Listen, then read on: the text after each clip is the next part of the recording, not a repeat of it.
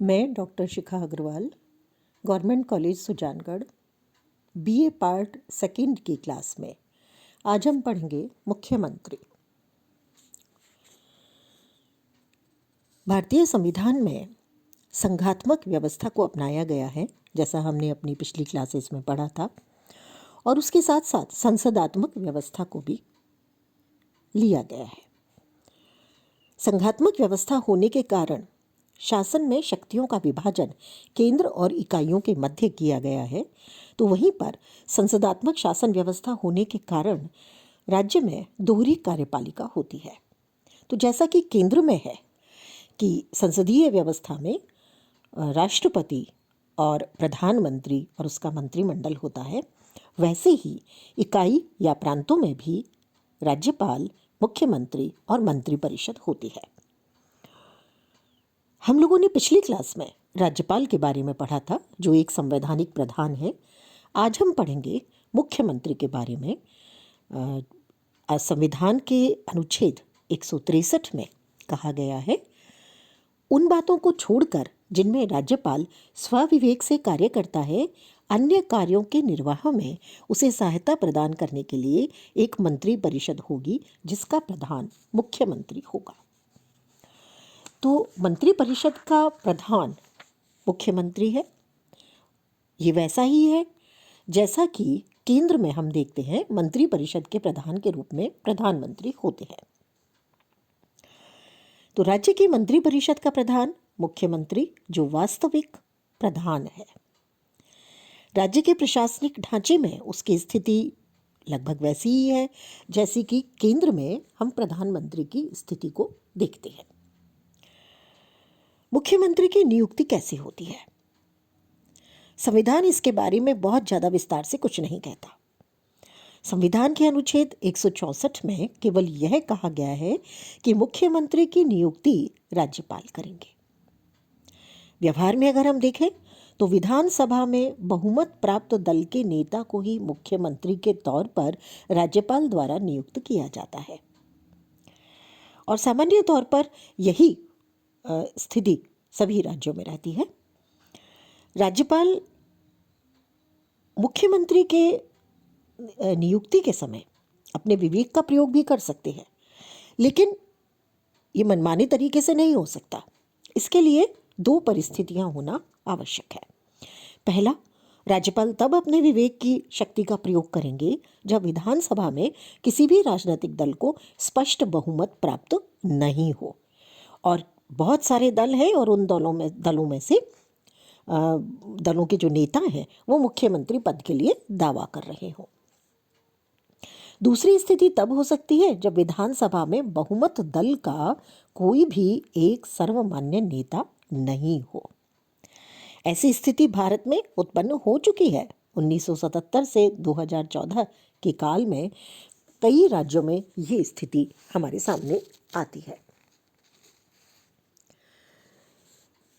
मुख्यमंत्री निश्चित रूप से एक महत्वपूर्ण पद है। संपूर्ण राज्य के वास्तविक प्रधान के रूप में उसकी जिम्मेदारी भी ज़्यादा है, और वो लगभग समस्त कार्यों को संपादित करता है जो राज्यपाल के द्वारा या मंत्री परिषद के द्वारा किए जाते हैं। हम उसके कार्यों को अगर देखें तो उसकी शक्ति और कार्यों को हम कई भागों में बांट करके देख सकते हैं। सबसे पहला है मंत्री परिषद का निर्माण करना। ये एक बहुत महत्वपूर्ण कार्य है। मंत्री परिषद मुख्यमंत्री के साथ काम करती है। मंत्रियों के चयन का कार्य मुख्यमंत्री का होता है ताकि वो सुचारू रूप से राज्य में शासन को संचालित कर सके। मंत्रियों का चयन करके मुख्यमंत्री उस सूची को राज्यपाल को देते हैं, जिसे राज्यपाल द्वारा स्वीकृति मिलने पर मंत्रिपरिषद का निर्माण होता है। मुख्यमंत्री मंत्रियों के चयन में अपने विवेक के अनुसार कार्य करते हैं, यानी अपनी इच्छा से अपने मंत्रियों का चयन करते हैं। मंत्रियों की संख्या और उनके विभाग किस तरह से बटेंगे, ये भी मुख्यमंत्री का ही निर्णय होता है। दूसरी शक्ति या कार्य है उसका मंत्रिमंडल का कार्य संचालन करना। मुख्यमंत्री ही मंत्रिमंडल की बैठकों को बुलाते हैं उसकी अध्यक्षता करते हैं।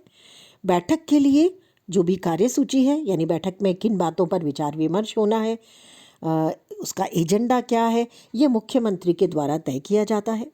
अगर मुख्यमंत्री काफ़ी प्रभावशाली व्यक्तित्व के व्यक्ति हैं तो मंत्रिमंडल की सारी कार्यवाही जो है वो मुख्यमंत्री की इच्छा के अनुसार ही पूरी की जाती है।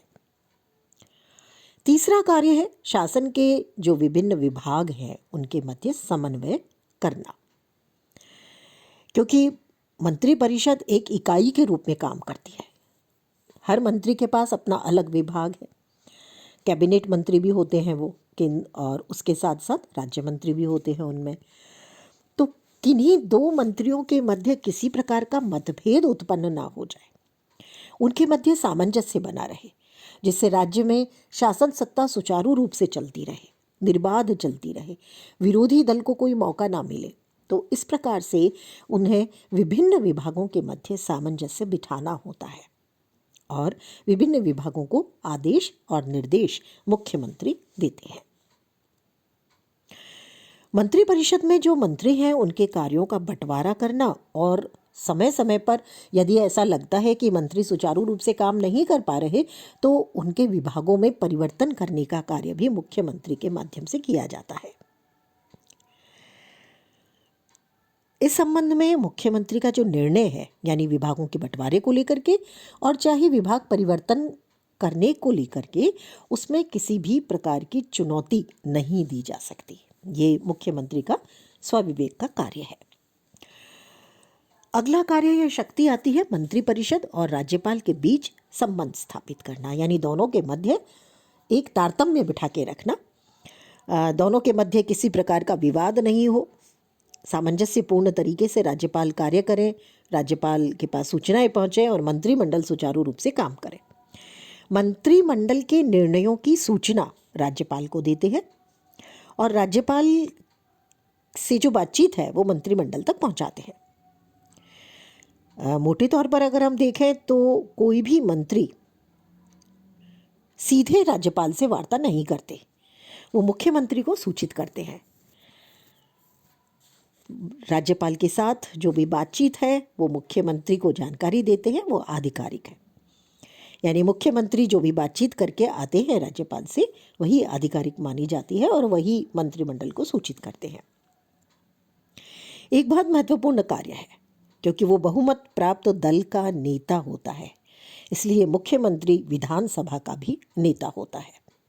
विधानसभा में जिस दल को बहुमत है उसका वो क्योंकि नेता है, इसलिए उसे शासन का प्रधान भी मानते हैं, तो दूसरी ओर विधानसभा का नेता भी। विधानसभा के नेता के रूप में मुख्यमंत्री को कानून निर्माण के क्षेत्र में बहुत महत्वपूर्ण शक्तियां प्राप्त हैं, या हम ये कहें कि बहुत कुछ सीमा तक जो कानून बनाए जाते हैं वो मुख्यमंत्री की इच्छानुसार ही होते हैं। विधानसभा का नेता होने के नाते राज्यपाल को विधानसभा भंग करने का परामर्श भी मुख्यमंत्री दे सकते हैं यदि उन्हें ऐसा लगता है कि विधानसभा में उनके दल की स्थिति सही नहीं है, उनकी बात या उनकी नीतियों को नहीं माना जा रहा है, तो उन स्थितियों में वो विधानसभा भंग करने का परामर्श दे सकते हैं। अगला कार्य आता है सरकार के प्रवक्ता के रूप में, यानी राज्य सरकार का जो भी कार्य है, जो भी अधिकृत घोषणा है, वो मुख्यमंत्री के द्वारा की जाती है। अगर कभी विभिन्न मंत्रियों के मध्य, दो मंत्रियों के मध्य कोई वाद विवाद होता है या कोई विरोधी विचार आता है उभर करके सामने, कोई विरोधी बयान उनका आता है, तो उस स्थिति में मुख्यमंत्री ही अपनी बात से उसको दूर करते हैं, उनके मध्य सामंजस्य बिठाते हैं और क्या स्थिति सही है ये जनता के सामने भी लाते हैं और सरकार के सामने भी लाते हैं।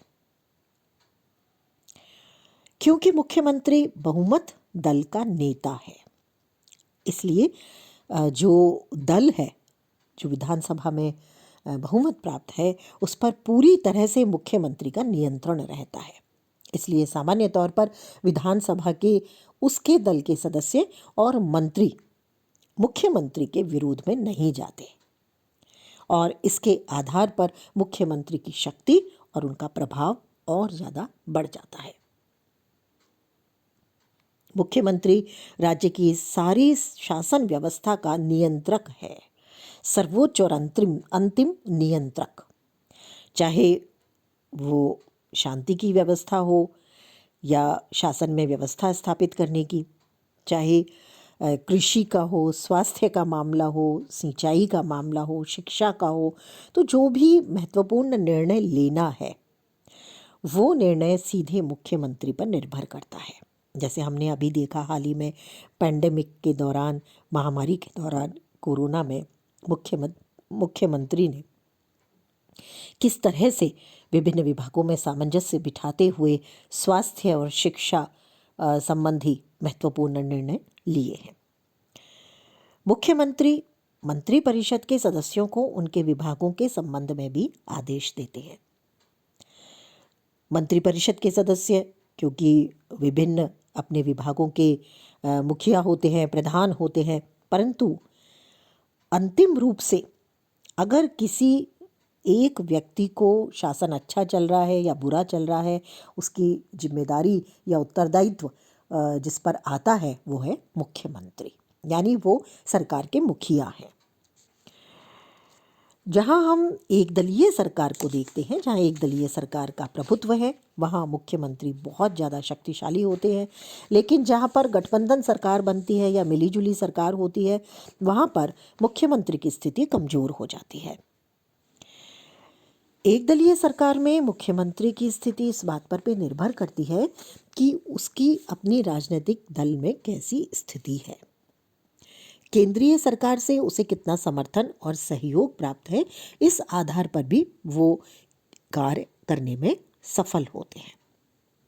अगर मान लीजिए केंद्र की सरकार अलग दल की है, राज्य की सरकार अलग दल की है, तो मुख्यमंत्री को विभिन्न मुद्दों पर कार्य करने में दिक्कत आती है।